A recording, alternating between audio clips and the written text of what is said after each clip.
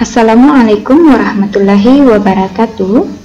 Materi kita kali ini yaitu farmakologi bahan alam pada penyakit diabetes. Pada sesi pertama, kita akan membahas bagaimana mekanisme kerja senyawa-senyawa yang berasal dari bahan alam dalam penanganan penyakit diabetes mellitus. Nah, sebelum kita masuk membahas bagaimana mekanisme kerja dari senyawa-senyawa yang berasal dari bahan alam, terlebih dahulu kita review ingatan tentang apa itu diabetes mellitus. Nah, sebagai pendahuluan, pertama yang kita akan bahas adalah bagaimana proses pengaturan kadar glukosa darah dalam kondisi normal. Dalam kondisi normal, pankreas akan mensekresikan dua hormon, yaitu insulin dan glukagon, dengan tujuan untuk menyeimbangkan kadar glukosa darah. Pelepasan insulin ke dalam pembuluh darah akan menyebabkan kadar glukosa darah turun, sedangkan pelepasan glukagon akan menyebabkan kadar glukosa darah meningkat. Hal ini berarti bahwa jika kadar glukosa darah terlalu rendah, maka pankreas melepaskan glukagon untuk menstimulasi pelepasan glukosa dari hati atau menyebabkan terjadinya proses glikogenolisis dan gluconeogenesis. Sedangkan peningkatan kadar glukosa darah, misalnya pada saat setelah makan, akan menstimulasi pelepasan insulin. Nah, kadar insulin akan mencapai puncak di dalam pembuluh darah berkisar 20 menit setelah makan. Nah, setelah kadar glukosa darah berada pada rentang normal, maka pankreas menurunkan produksi insulin sehingga sekitar 2-4 jam setelah makan, maka glukosa darah dan insulin berada pada kadar yang rendah.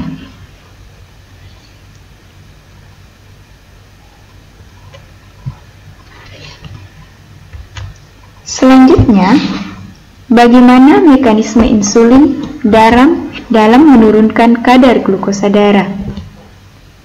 Insulin yang disekresikan dari sel beta pankreas akan masuk ke dalam pembuluh darah dan selanjutnya terikat dengan reseptornya atau insulin reseptor yang disingkat IR. Nah, ikatan antara insulin dan reseptor menyebabkan serangkaian proses di dalam sel atau terjadi transduksi signal yang pada akhirnya menyebabkan peningkatan translokasi transporter glukosa ke membran sel.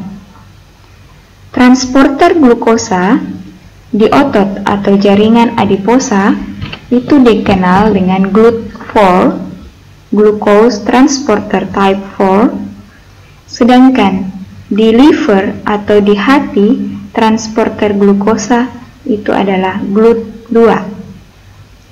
Nah, transporter inilah yang akan memfasilitasi glukosa atau membantu glukosa mengangkut glukosa masuk ke dalam sel. Proses transport glukosa ke dalam sel yang membutuhkan transporter dikenal dengan proses transport terfasilitasi. Kemudian, glukosa yang diangkut masuk ke dalam sel hati oleh transporter jenis GLUT2 akan diubah menjadi glikogen melalui proses glikogenesis. Proses glikogenesis ini terjadi melalui serangkaian proses yang distimulasi oleh ikatan antara insulin dengan reseptor yang akan mengaktifkan sejumlah atau serangkaian signaling di dalam sel. Nah, bagaimana jika tidak ada insulin yang mengaktifasi reseptor? Maka, glukosa tidak dapat diangkut masuk ke dalam sel karena proses translokasi dari transporter glukosa, yaitu GLUT4, tidak terjadi. Hal ini menyebabkan peningkatan kadar glukosa darah.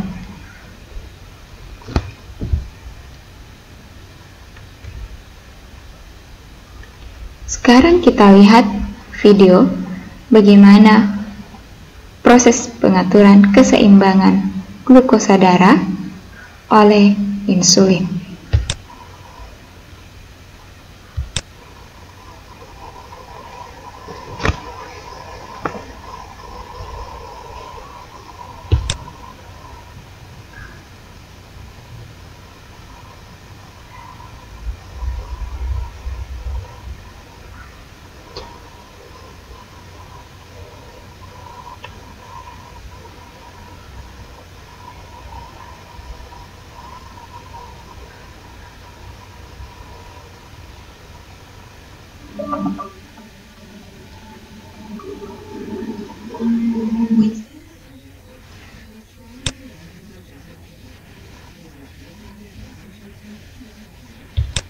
Jadi, polisakarida yang berasal dari makanan nantinya di dalam saluran pencernaan akan diubah menjadi monosakarida atau gula sederhana.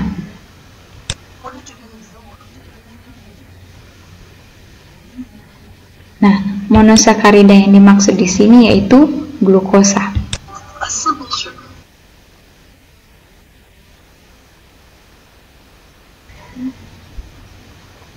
Selanjutnya, glukosa akan diabsorpsi masuk ke dalam pembuluh darah, kemudian diangkut menuju organ yang membutuhkan, misalnya liver, otot, dan jaringan adiposa.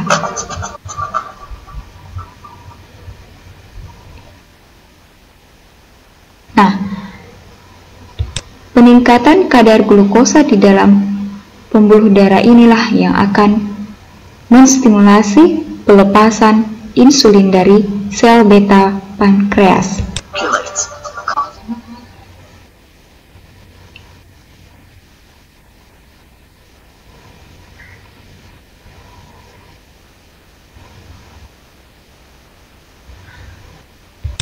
Jadi, pelepasan insulin dari sel beta pankreas itu sebagai mekanisme kompensasi terhadap peningkatan kadar glukosa di dalam pembuluh darah.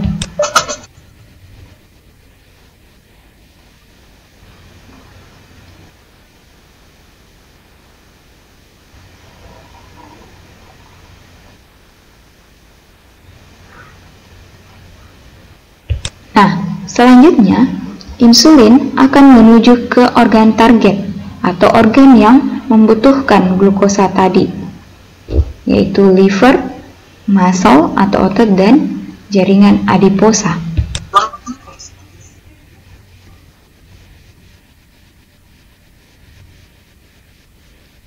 Nah, selanjutnya di permukaan sel atau di membran sel terdapat reseptor insulin.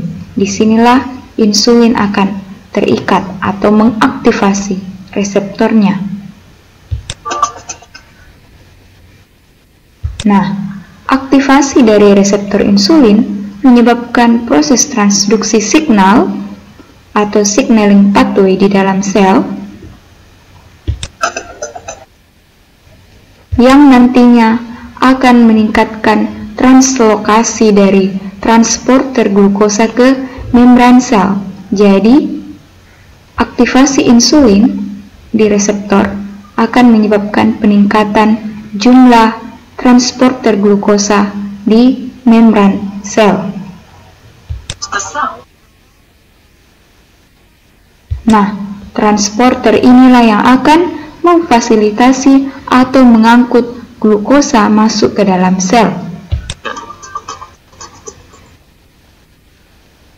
Di dalam sel selanjutnya, glukosa akan diubah menjadi energi.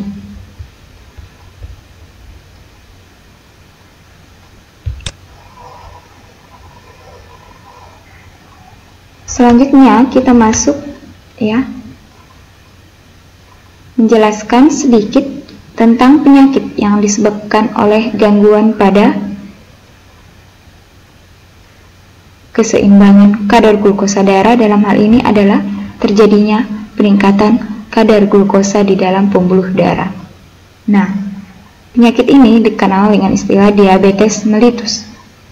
Jadi, diabetes mellitus merupakan penyakit metabolik ditandai dengan hiperglikemia yang melibatkan abnormalitas metabolisme lipid, karbohidrat, dan protein yang diakibatkan oleh defisiensi sekresi insulin atau penurunan sensitivitas insulin atau keduanya. Diabetes mellitus itu dibagi atas dua secara umum, ada diabetes mellitus tipe 1 dan diabetes mellitus tipe 2. Diabetes mellitus tipe 1 terjadi ketika sistem imun merusak sel beta pankreas. Artinya, sel beta pankreas sudah tidak mampu lagi menghasilkan insulin. DM tipe 1 ini hanya berkisar 5% dari penderita diabetes.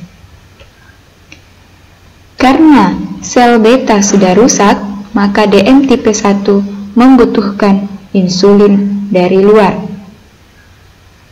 Sedangkan diabetes mellitus tipe 2 penyebabnya multifaktorial, bisa disebabkan oleh gangguan genetik atau faktor lingkungan yang menyebabkan gangguan pada pankreas dan gangguan sensitivitas organ tubuh terhadap insulin, misalnya otot, hati, dan jaringan adiposa. DM tipe 2 biasanya diawali dengan resistensi insulin. Resistensi insulin merupakan kondisi di mana sel tubuh tidak sensitif lagi terhadap insulin. Jadi, walaupun insulin terikat dengan reseptor, tetapi terjadi gangguan pada proses signaling di dalam sel menyebabkan transporter glukosa, contohnya GLUT4, tidak mengalami translokasi ke membran sel, yang menyebabkan glukosa tidak dapat ditransport masuk ke dalam sel. Hal inilah yang mengakibatkan terjadinya peningkatan kadar glukosa darah. Sebagai mekanisme kompensasi dari resistensi insulin, maka jaringan tubuh membutuhkan insulin dalam jumlah banyak, sehingga secara perlahan pankreas kehilangan kemampuan untuk menghasilkan insulin. Nah, kondisi inilah yang dikenal dengan istilah defisiensi insulin.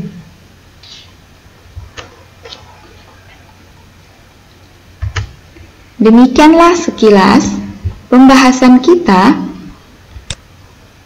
terkait diabetes mellitus. Selanjutnya, kita akan menjelaskan bagaimana mekanisme senyawa yang berasal dari bahan alam dalam penanganan penyakit diabetes mellitus.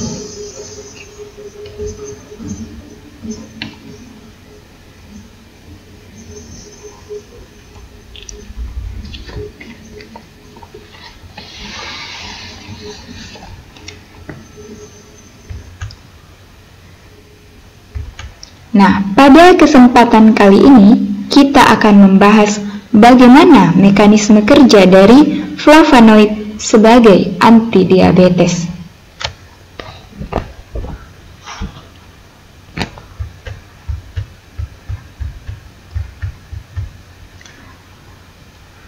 Beberapa penelitian menunjukkan aktivitas flavonoid sebagai antidiabetes. Flavonoid merupakan senyawa polifenol yang dijumpai bibit berbagai macam tanaman. Struktur flavonoid terdiri dari 15 atom karbon dan 2 cincin aromatik A dan B. A, B ini adalah cincin aromatik yang dihubungkan dengan cincin heterosiklik, yaitu cincin C. Flavonoid dibagi menjadi beberapa kelas tergantung pada posisi atom karbon di C yang terikat dengan cincin B. Tergantung pada atom karbon nomor berapa yang terikat dengan cincin B. Contohnya, cincin B terikat dengan karbon nomor 3 di cincin C. Jadi, ini adalah cincin C, ini cincin B. Cincin B terikat dengan atom karbon nomor 3 di cincin C. Ini diberi nama isoflavon. Isoflavon. Contoh lain, cincin B dihubungkan dengan atom karbon posisi 2. Yang ini, cincin B terikat dengan cincin C pada posisi 2, maka ada yang masuk kelas flavon, flavonol, ada antosianin, ada kalkon. Efek antidiabetes flavonoid dikaitkan dengan kemampuan dari flavonoid dalam mengatur proses metabolisme karbohidrat, pengaturan signaling insulin, pengaturan sekresi insulin, dan meningkatkan ambilan glukosa ke dalam sel atau glucose uptake.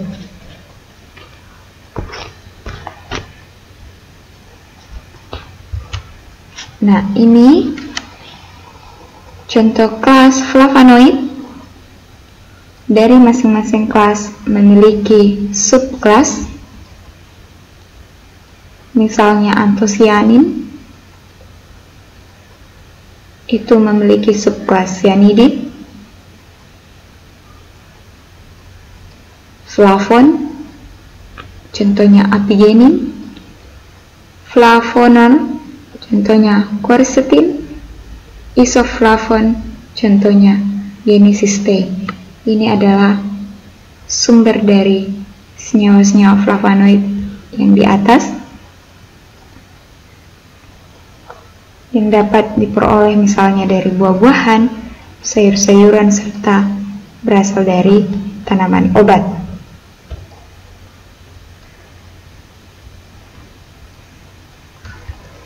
Ini adalah ringkasan efek farmakologi dari flavonoid dalam menurunkan kadar glukosa darah.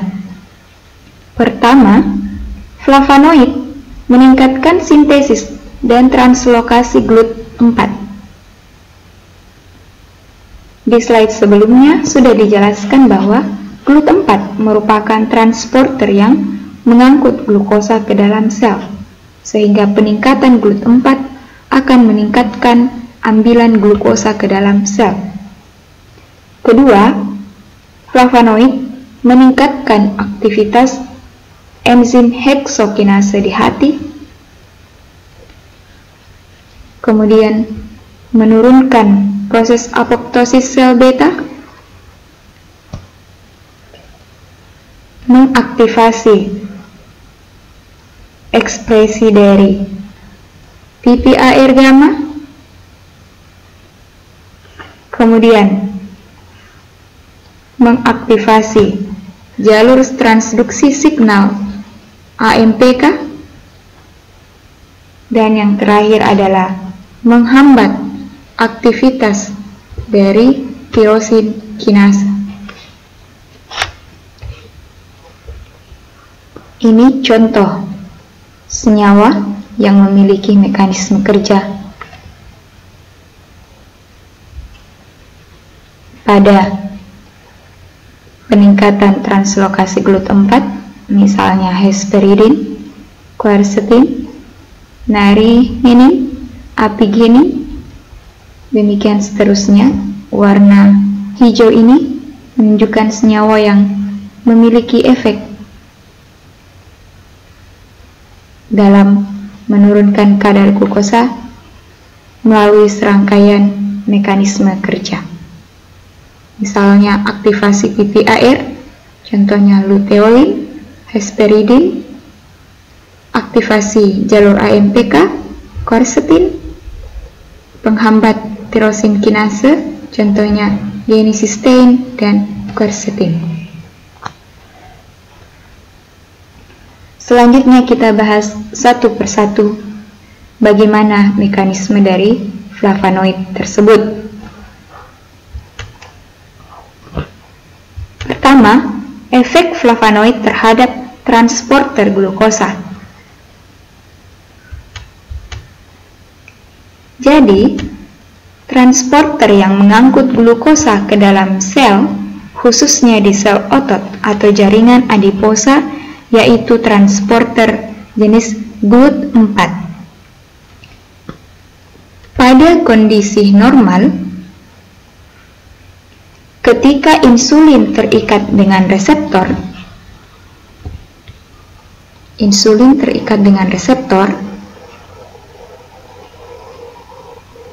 maka terjadi proses fosforilasi tirosin di dalam sel yang akan mengaktifasi jalur signaling di dalam sel. Proses yang teraktivasi yaitu fosfatidilinositol 3 kinase yang disingkat dengan PI3K. Selanjutnya, aktivasi dari PI3K menyebabkan aktivasi dari protein AKT. Ini adalah protein AKT. Nah, aktivasi dari protein AKT ini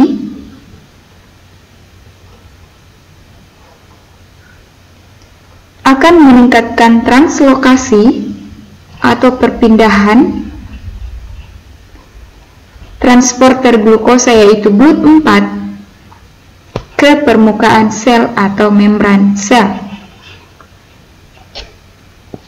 Nah, fungsi dari GLUT4 di membran sel yaitu mengangkut atau memasukkan glukosa ke dalam sel. Target dari flavonoid yaitu mengaktifasi jalur PI3K sehingga translokasi dari GLUT4 meningkat. Peningkatan GLUT4 di membran sel menyebabkan semakin banyak glukosa yang diangkut masuk ke dalam sel. Nah, inilah yang menyebabkan terjadinya penurunan kadar glukosa di dalam pembuluh darah.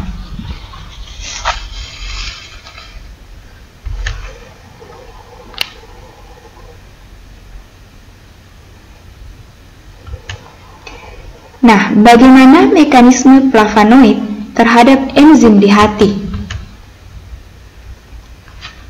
Salah satu target flavonoid dalam menurunkan glukosa yaitu meningkatkan aktivitas enzim heksokinase. Dalam hal ini yaitu heksokinase 4 atau dikenal dengan glukokinase. Enzim glukokinase berperan dalam proses sintesis glikogen.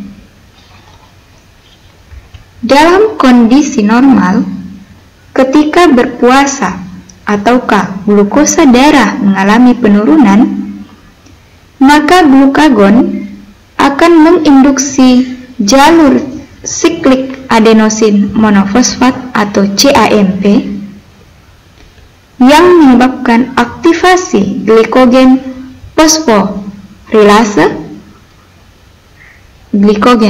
fosforilase dan terjadi proses glikogenolisis.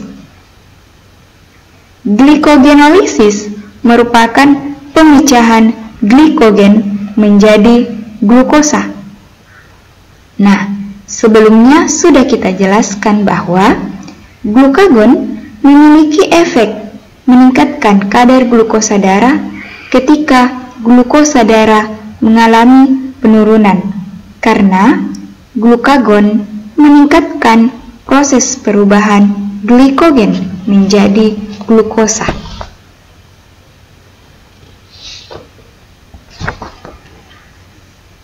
Sebaliknya, dalam kondisi setelah makan atau glukosa darah meningkat, maka insulin akan mengaktifasi jalur PP1 sehingga terjadi proses sintesis glikogen oleh glikogen sintase.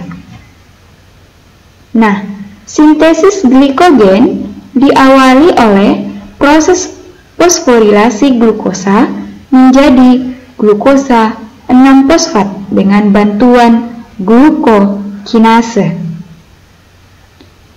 Target dari flavonoid yaitu meningkatkan aktivitas glukokinase sehingga sintesis glikogen meningkat. Jadi, target flavonoid yaitu meningkatkan aktivitas glukokinase sehingga sintesis glikogen meningkat. Hal ini berarti bahwa semakin banyak glukosa yang diubah menjadi glikogen, maka kadar glukosa di dalam pembuluh darah juga akan menurun. Efek selanjutnya dari flavonoid yaitu menurunkan proses apoptosis atau kematian sel beta pankreas. Apoptosis merupakan kematian sel terprogram yang dapat dipicu oleh sejumlah mekanisme, baik dari luar sel maupun di dalam sel. Salah satu penyebab apoptosis adalah stres oksidatif, di mana stres oksidatif terjadi ketika reaktif oksigen spesies terlalu meningkat, sedangkan sistem antioksidan di dalam sel terlalu rendah. Peningkatan kadar glukosa darah atau hiperglikemia kronik menyebabkan stres oksidatif di dalam sel beta pankreas. Hal ini akan menginduksi terjadinya proses apoptosis. Apoptosis terjadi ketika dua jalur teraktivasi, yaitu jalur ekstrinsik dan jalur intrinsik. Kedua jalur ini, baik itu ekstrinsik maupun intrinsik, akan mengaktifasi caspase 3, di mana aktivasi caspase 3 ini menginduksi proses apoptosis di dalam sel.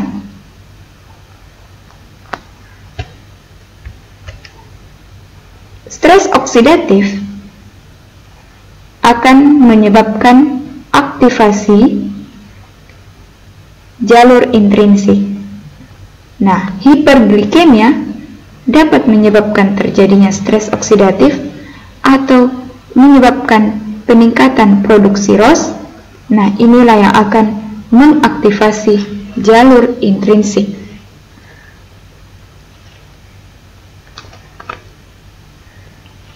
Proses apoptosis oleh jalur intrinsik diawali oleh translokasi atau masuknya protein proapoptotik ke dalam mitokondria yang menyebabkan nantinya terjadi pelepasan sitokrom C dari mitokondria ke dalam sitosol. Di dalam sitosol, sitokrom C akan membentuk kompleks dengan APOF1 dan procaspase 9. Yang ini pelepasan sitokrom C akibat translokasi protein proapoptotik ke dalam mitokondria. Nantinya sitokrom C di dalam sitosol membentuk kompleks dengan APOF1 dan procaspase 9 yang akan membentuk apoptosom. Nah, apoptosom ini selanjutnya mengaktifasi caspase 3 sehingga caspase 3 menginduksi proses apoptosis atau kematian sel. Target dari flavonoid yaitu menghambat jalur intrinsik. Ketika jalur intrinsik terhambat atau dihambat, maka hal ini akan menghambat proses apoptosis atau kematian sel. Selain itu, flavonoid juga memiliki aktivitas antioksidan yang dapat mencegah stres oksidatif di dalam sel.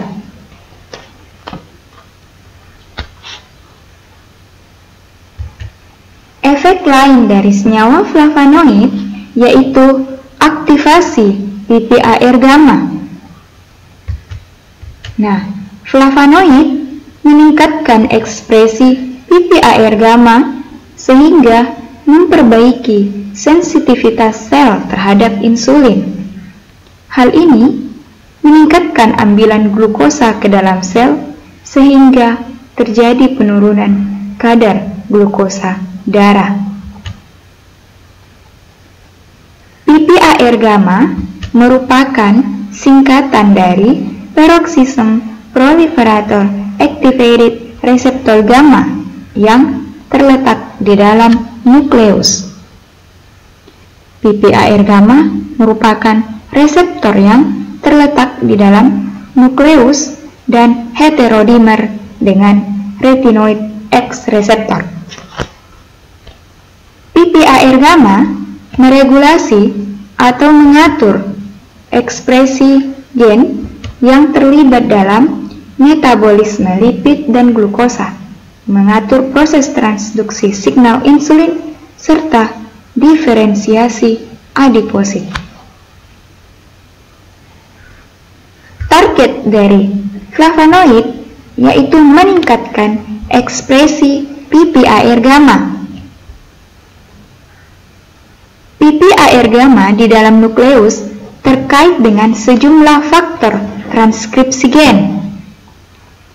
Oleh karena itu, meningkatnya ekspresi PPAR gamma juga akan meningkatkan proses transkripsi beberapa gen yang mengkode protein-protein yang berperan dalam proses transduksi signaling insulin. Nah, hal ini yang menyebabkan aktivasi PPAR gamma dapat memperbaiki sensitivitas sel terhadap insulin. Peningkatan sensitivitas sel terhadap insulin juga dikaitkan dengan peningkatan translokasi GLUT4 ke membran sel yang akan memfasilitasi ambilan glukosa ke dalam sel. Semakin banyak GLUT4 di membran sel, maka hal ini akan menyebabkan semakin banyak juga glukosa yang diangkut masuk ke dalam sel, sehingga kadar glukosa di dalam pembuluh darah menurun.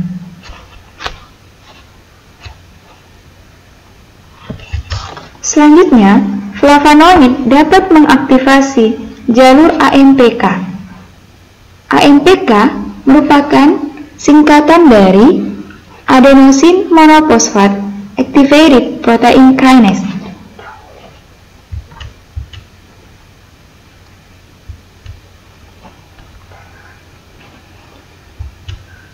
AMPK merupakan enzim yang berperan dalam pengaturan homeostasis energi di dalam sel dengan meningkatkan ambilan glukosa dan meningkatkan oksidasi asam lemak. Karena jalur AMPK merupakan pusat pengaturan metabolisme lipid dan karbohidrat, sehingga merupakan target yang potensial untuk pengobatan diabetes mellitus tipe 2 dan obesitas. Aktivasi AMPK dapat memperbaiki kondisi resistensi insulin atau meningkatkan sensitivitas sel terhadap insulin. Di otot, aktivasi AMPK dapat meningkatkan translokasi GLUT4 sehingga meningkatkan ambilan glukosa ke dalam sel, serta aktivasi AMPK akan meningkatkan oksidasi asam lemak. Nah, contoh antidiabetik yang sudah digunakan secara klinik yaitu metformin, yang juga memiliki mekanisme kerja mengaktifasi jalur AMPK.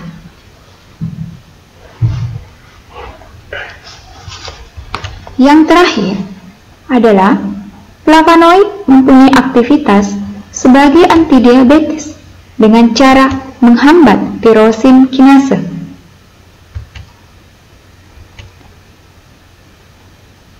Tirosin kinase berkontribusi dalam perkembangan penyakit DM tipe 1 dan tipe 2. Oleh karena itu, penghambatan terhadap enzim ini merupakan salah satu target dari senyawa atau obat yang dapat menghambat tirosin kinase.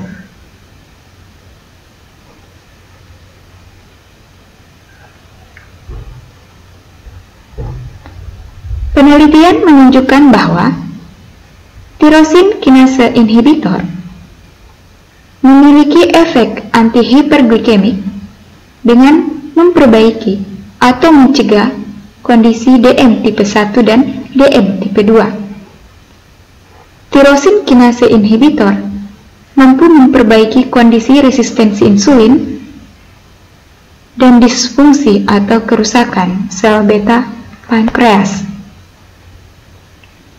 Beberapa contoh reseptor yang terkait tirosin kinase yaitu PDGFR, EGFR, dan VEGFR.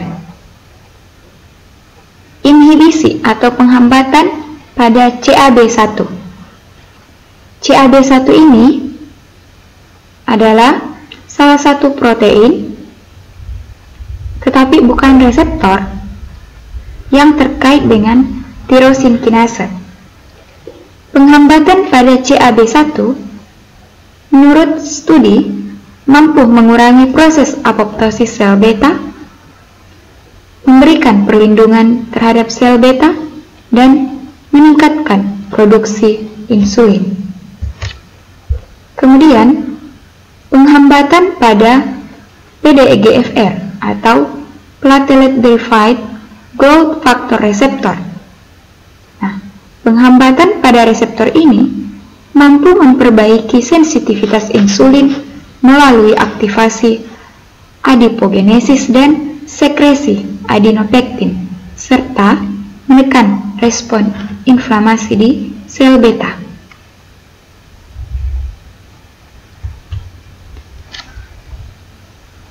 EGFR inhibition. Penghambatan pada reseptor ini memperbaiki sensitivitas insulin dengan menurunkan ekspresi TNF-alfa dan interleukin 6 serta menurunkan infiltrasi makrofag ke jaringan adiposa. Yang terakhir, Penghambatan pada VEGFR2. Penghambatan pada reseptor ini meningkatkan vaskularisasi sel beta serta mengurangi infiltrasi sel T ke dalam sel beta. Pengurangan infiltrasi sel T ke dalam sel beta ini mampu menghambat proses inflamasi di sel beta sehingga mencegah terjadinya perkembangan kerusakan sel beta.